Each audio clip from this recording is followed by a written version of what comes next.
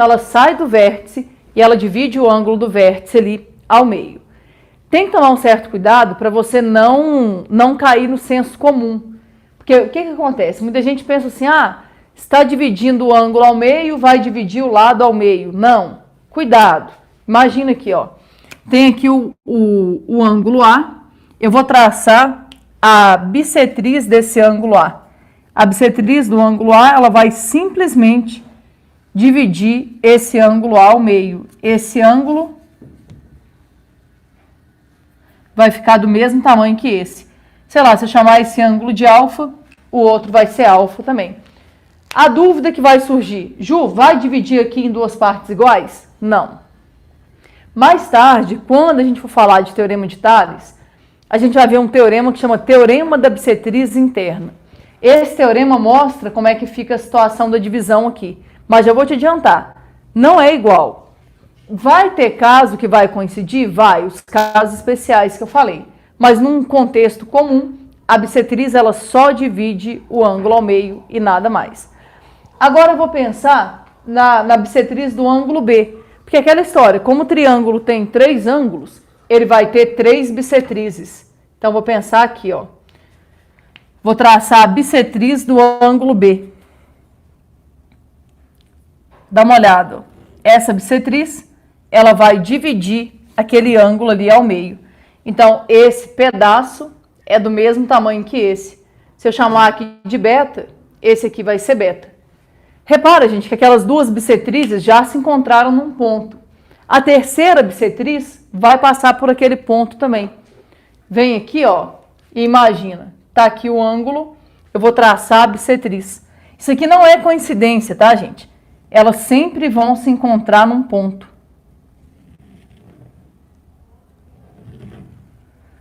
Tá ali, ó. Esse ângulo vai ser igual a esse. Dividiu em duas partes iguais. Agora, pensa ali para mim no ponto de encontro dessas bissetrizes. Esse ponto de encontro aqui, a gente chama de incentro. Então, aquele ponto I que aparece ali, a gente vai chamar de incentro. O que significa isso, gente? O nome aqui é bom que você saiba interpretar. A gente chama de incentro. É o centro da circunferência que está inscrita no triângulo. Como assim? Vou te mostrar daqui a pouco, tá? Mas o incentro aqui é o centro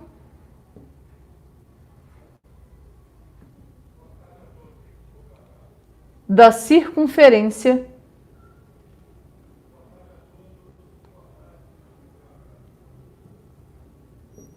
inscrita.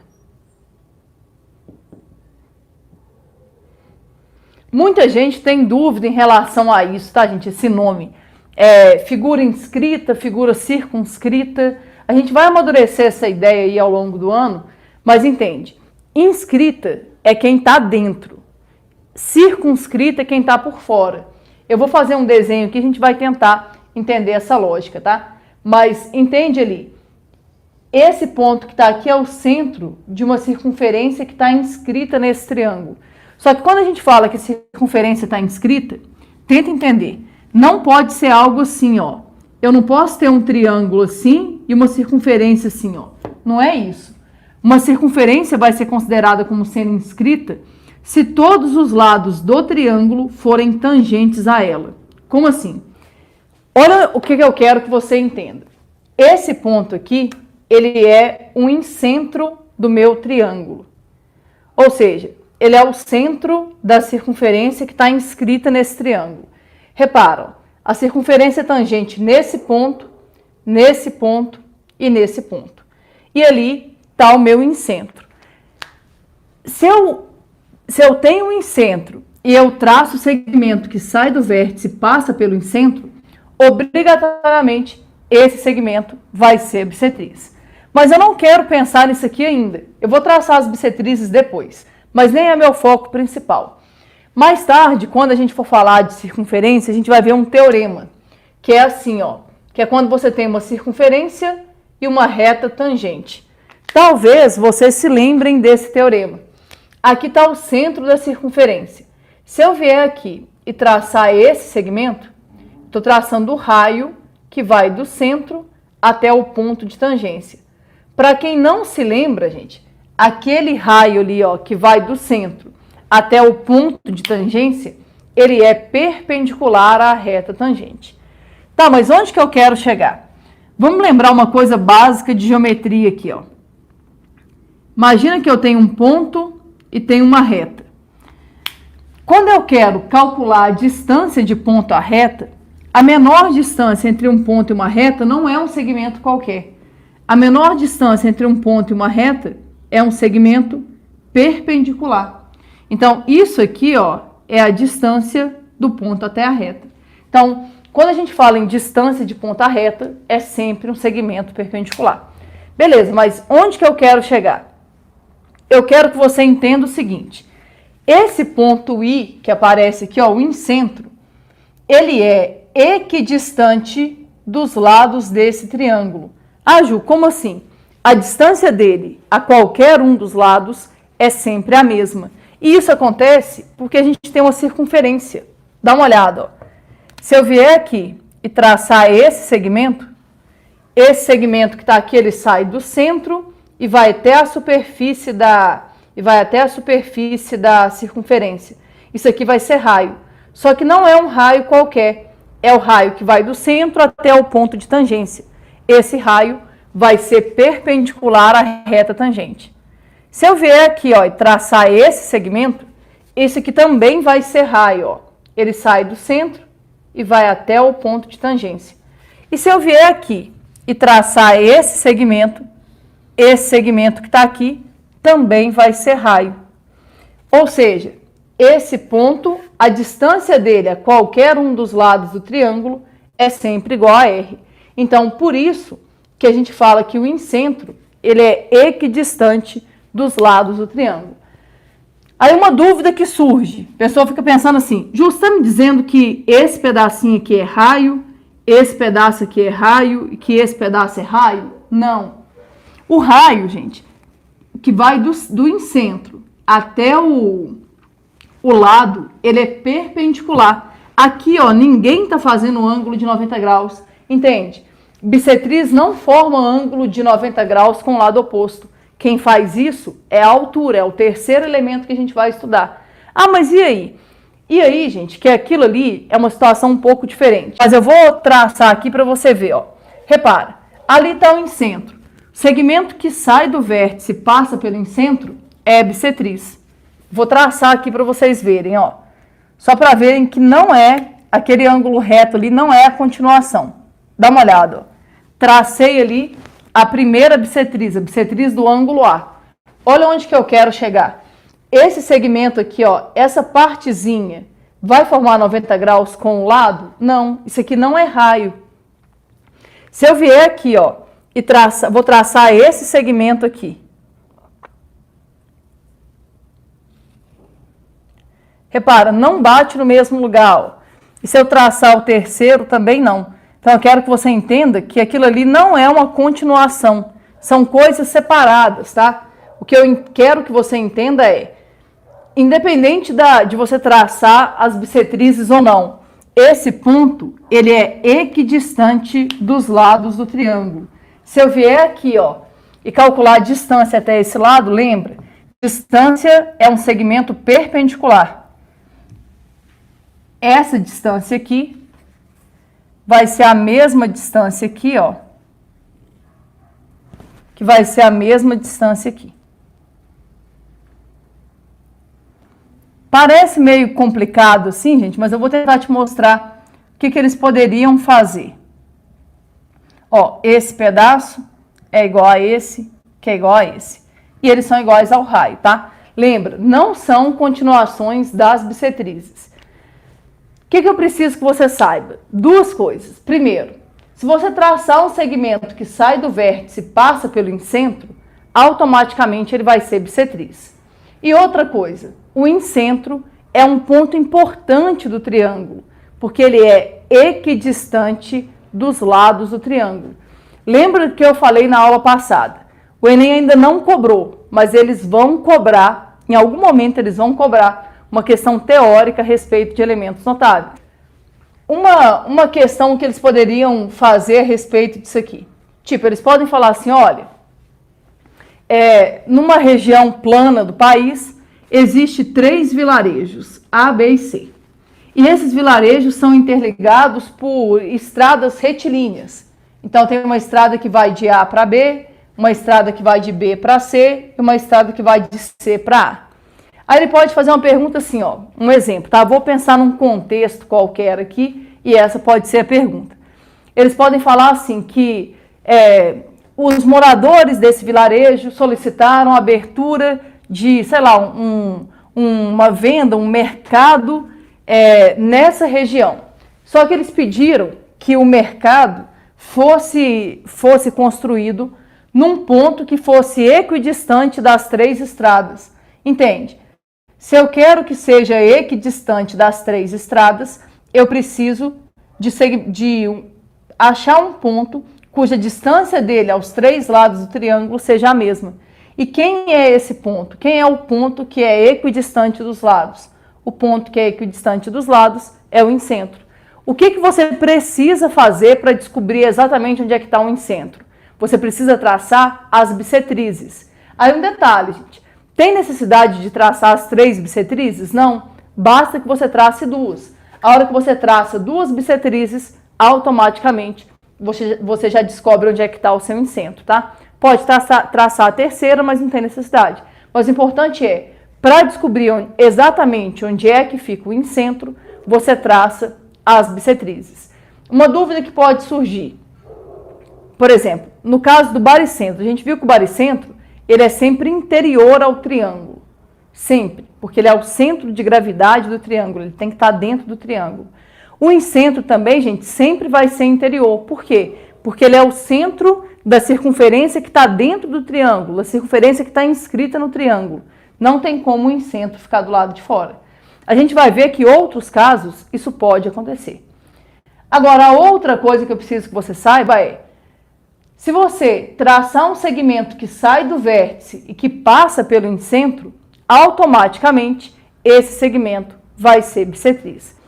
Determine a medida em graus do ângulo BOC, sendo O o incentro do triângulo. Então, ele está me contando que o ponto O é o incentro do triângulo e eu quero descobrir quanto que vale o ângulo BOC.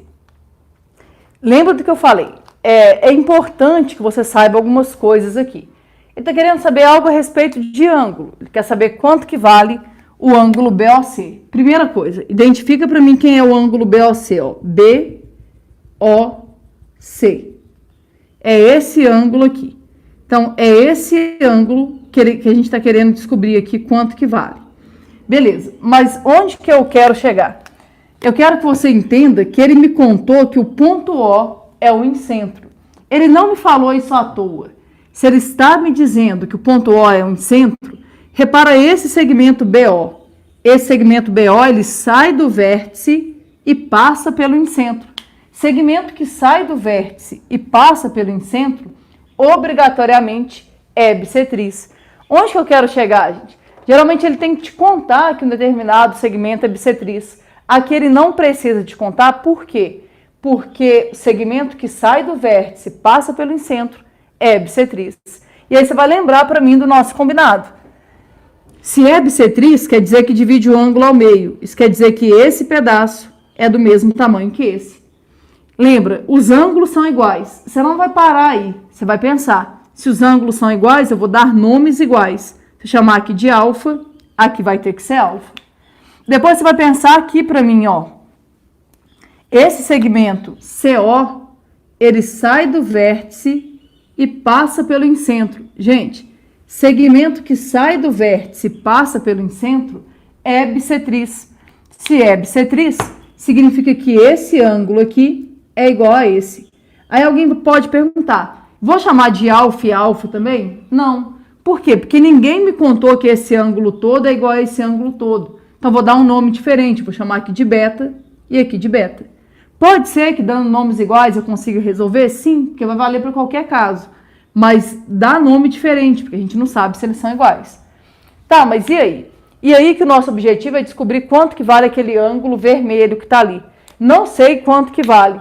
Eu vou dar um nome para ele. Vou chamar esse ângulo aqui de X. E aí, gente, entra numa estratégia que é muito recorrente. Eu não sei se vocês conseguem ver aqui, mas eu tenho dois triângulos. Eu tenho esse triângulo pequeno e tenho esse triângulo grande. Na prática, eu tenho um polígono dentro de outro polígono. É muito comum aparecer situações assim. E para você resolver problemas desse tipo, o que você faz? Você faz a soma dos ângulos internos nesse triângulo de dentro e faz a soma dos ângulos internos no triângulo grande. Pensa comigo. Nosso objetivo é descobrir quanto que vale o x. Se eu somar esse ângulo mais esse, tem que dar 180. Por quê? Porque são os três ângulos internos de um triângulo. Vem aqui e faz isso, ó. X mais alfa mais beta vai ser igual a 180 graus. Agora eu preciso que você entenda um detalhe que vai ser importante para nós em tudo que a gente for fazer. Quando você chega naquilo ali, você fica pensando assim, nossa, agora eu vou ter que descobrir quanto que vale o alfa e quanto que vale o beta. É uma possibilidade. Se você conseguir descobrir quanto que vale o alfa e quanto que vale o beta, dá para a gente descobrir quanto que vale o x. Mas eu preciso que você entenda que às vezes você não vai conseguir descobrir quanto que vale cada um. Mas talvez você não precise disso. Como assim? Se eu eventualmente descobrir quanto que vale esses dois juntos, resolve o nosso problema do mesmo jeito. Tipo, não sei quanto que vale nem o alfa nem o beta, mas eu sei que alfa mais beta é 100. Você consegue resolver. Então, a gente vai focar nisso. Agora, eu fiz a soma dos ângulos internos no triângulo pequeno. Agora, eu vou fazer a mesma coisa, só que no triângulo grande. Então, eu vou pensar assim, ó.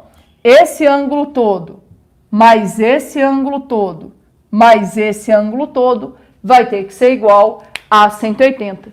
Então, me ajuda. Vai ficar como, hein?